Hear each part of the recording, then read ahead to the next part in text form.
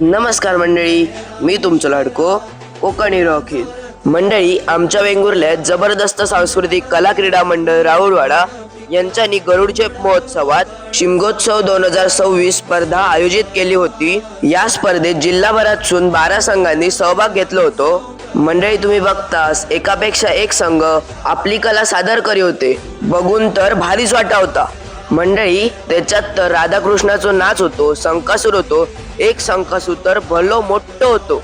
मोर, बगळे, कोंबडे, कावळे, ससे, ड्रॅगन, मोठ्या उंदरावर बसलेलो गणपती, अस्वल म्हणा नकात, घुबड म्हणा नकात, भूता तर कितीतरी इल्ली, सिंह, वाघ काय विचारूच नका.